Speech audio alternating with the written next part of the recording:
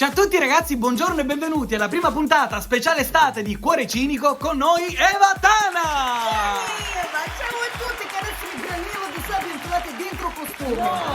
Vabbè, allora Eva, è arrivata l'estate, la bella stagione, dici come trascorrerai le tue vacanze! Io quest'anno avrei deciso di fare solo vacanze intelligenti. Oh, finalmente mete culturali! No, mi faccio solo ragazzi laureati! Ma queste non sono vacanze intelligenti, Io sono sono stanca di stare sempre con ragazzi che avere terza media. diciamo, sono un po' ignorantelli per No, quello. avere 13 anni! Ma no!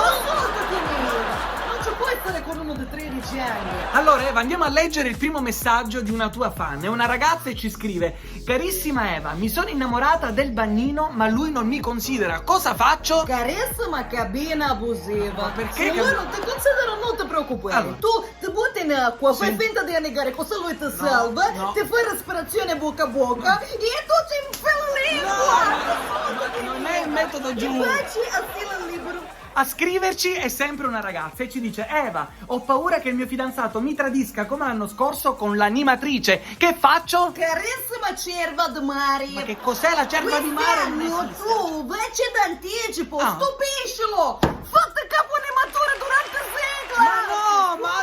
Spazzami, Ma piacela, non fa così, piacela, non fa mazzami. così. Leggiamo adesso il messaggio di un ragazzo che ci scrive: Eva, cosa mi consigli per essere più figo in spiaggia? Costume a pantaloncino o a mutanda? Ecco, diamo un consiglio a tutti i maschi che ci seguono, Eva. Carissimi pedalò bucati. Cosa sono i pedalò bucati? Mi chiedono soltanto costume a mutandina. Oh, costume a mutanda così ci possiamo abbronzare tutte le gambe? No, così noi donne vedere occhio nudo senza ci sostanza. Ma dai, ma no, allora... Non perdere tempo con pacchi a sorpresa. No, allora Ascoltati, no. Eva. Va bene, possiamo ritenere conclusa la prima Volevo puntata. concludere con una citazione. Le senti essere come mare mosso. Nel senso che è una stagione agitata? No, nel senso che ci piacciono cavalloni. Ma no!